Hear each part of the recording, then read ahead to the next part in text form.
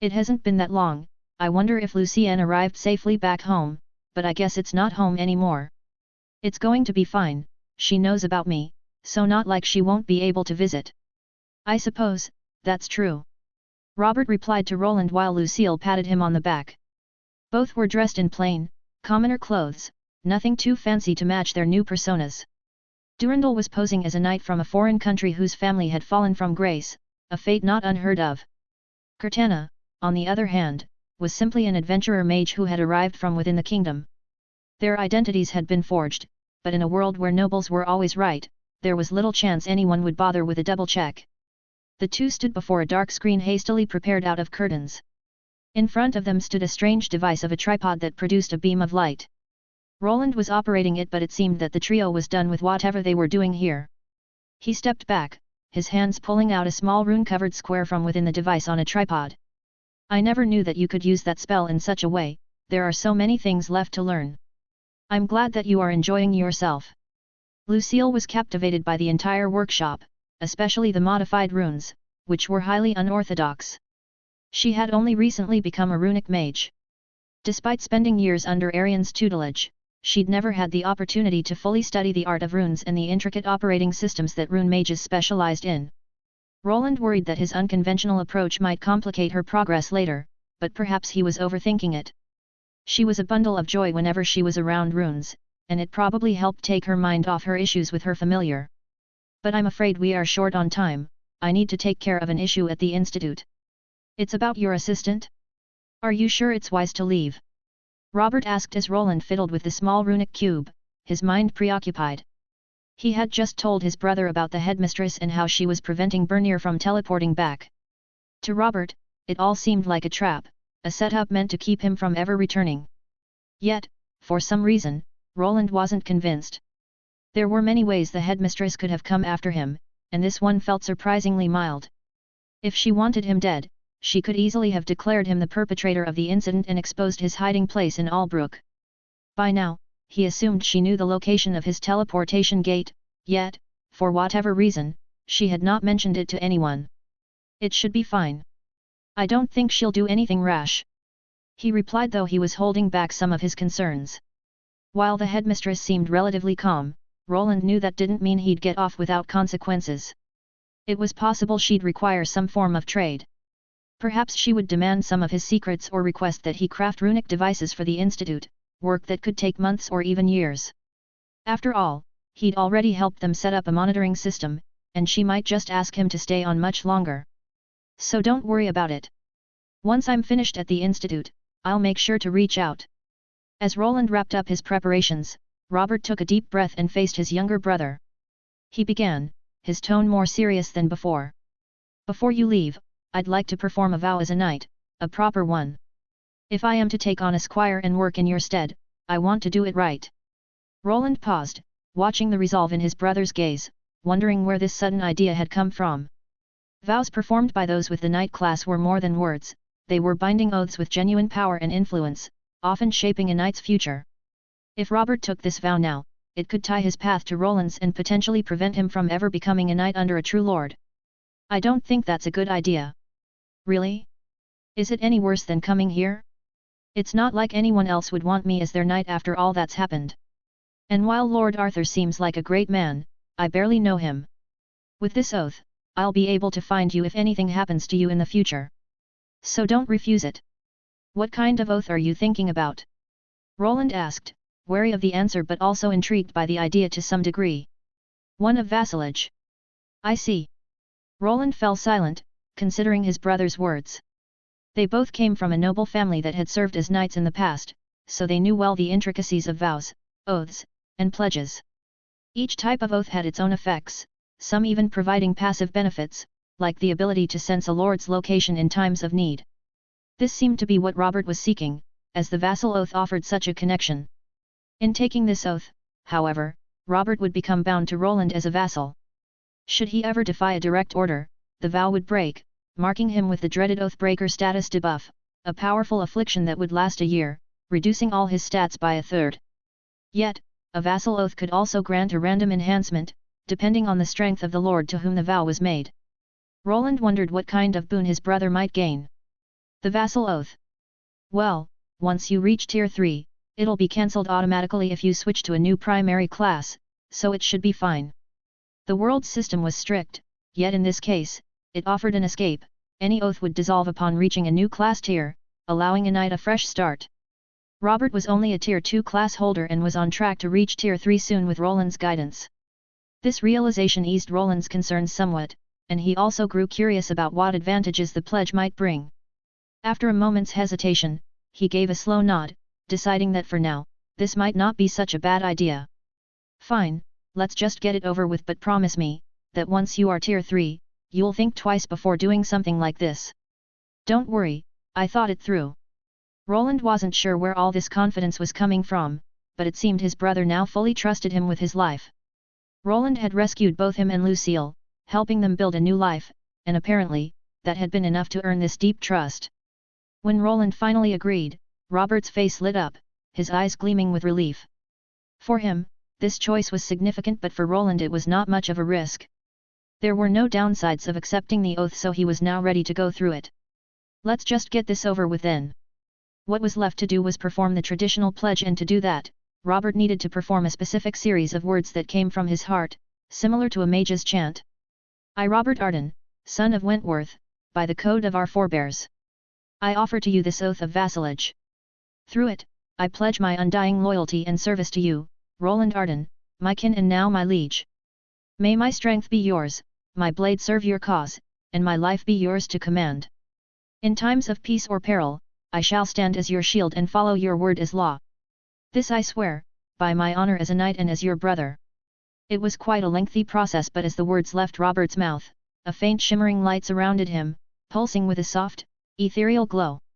It settled over him like a mantle, then faded into his body, leaving only the subtle sense of a bond, an invisible tether that tied him to Roland. Roland felt a strange surge of warmth as the oath solidified, like a steady presence now pulsing in the back of his mind, as though he could sense his brother's spirit nearby. An oath is being offered to you, will you accept it? A prompt from the system appeared, giving Roland the option to decline. Instead, he just nodded and accepted, then watched as the process completed seamlessly. In his status screen, a new section labeled Vassals appeared, with Robert listed as his first one. Congratulations, Robert Arden has become your vassal. Reminds me of the Tier 3 Ascension scenario.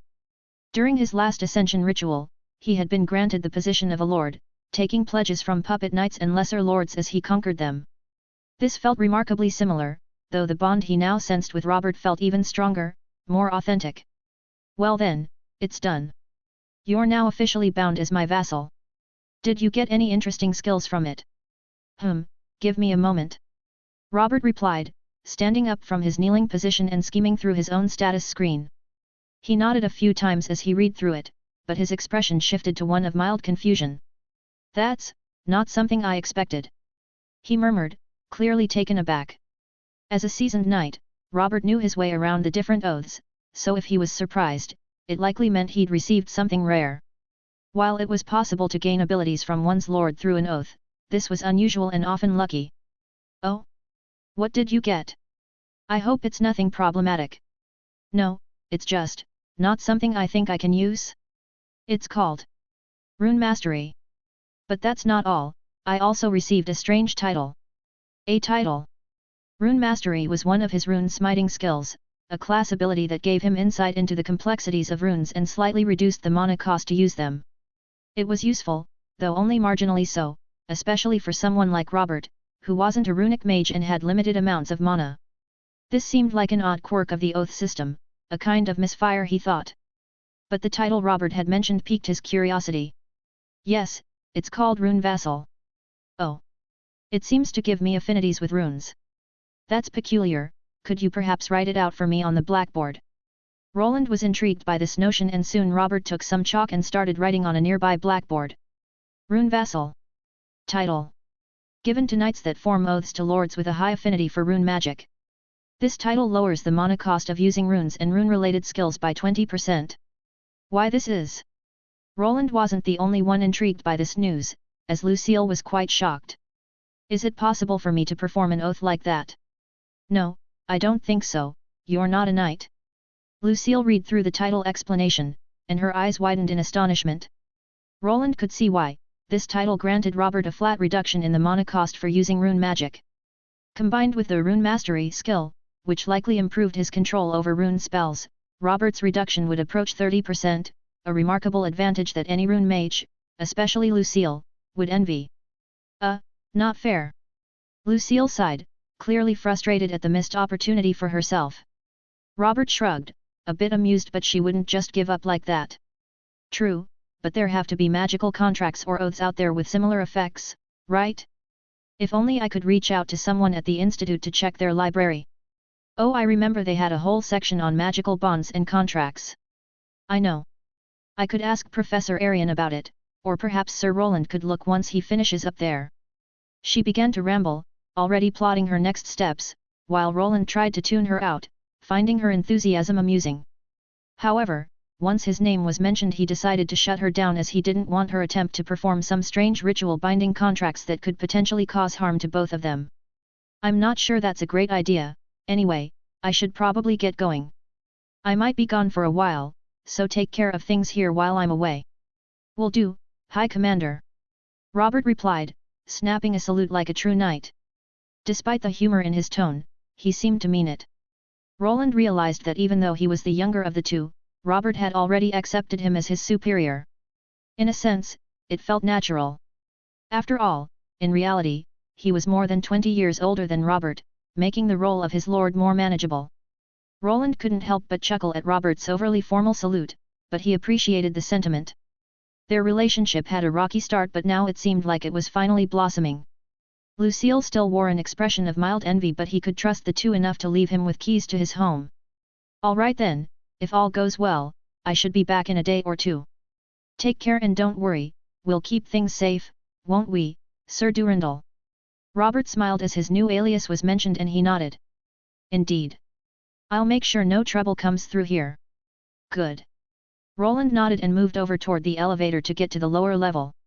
There, he was greeted by Sebastian and the face of his wife on the big display. Well, I'll be heading out. Be careful and return in one piece. I will. Roland said his goodbyes a bit earlier, but Elydia still insisted to see him off, even if it was through their home's monitoring system. They talked for a moment while he got ready. His suit of armor had been placed in a separate chamber and he now approached it.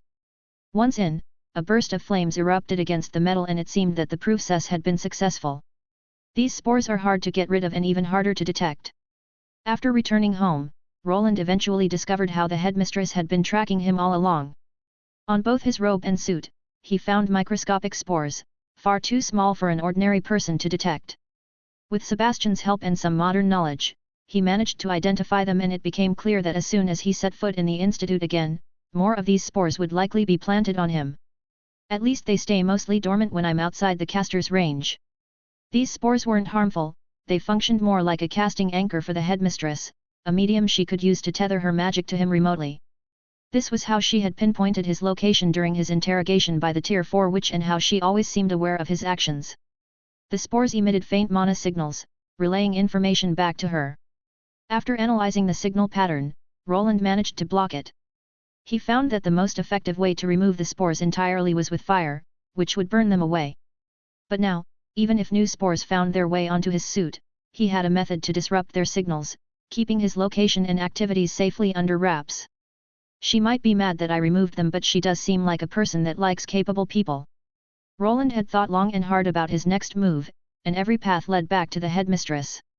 If he could demonstrate his capability in figuring out Tier 4 magic, like these spores, then perhaps she would be more lenient. He figured that whatever he had done at the Devere estate likely wasn't of deep concern to a mage of her caliber. He'd invoked her name as a shield but hadn't overstepped, or at least, that's what he hoped. Typically, in situations like this, if he proved himself useful, past transgressions would be quickly forgiven. The headmistress seemed to have a particular task in mind for him after all. She had appointed him as a deputy professor, a position not given lightly. Perhaps, once he arrived, she'd finally reveal her true intentions. Well then. Soon, he stood before a shimmering teleportation gate, dressed in his institute professor robes, with his armor concealed beneath. His runic inventions were either stored in his runic space or packed into the suitcase at his hip. While he was prepared to bring his entire arsenal into the institute, he knew his chances against a mage of her power would be slim. Nevertheless, he'd made his choice and he would not leave before his assistant was safe and sound.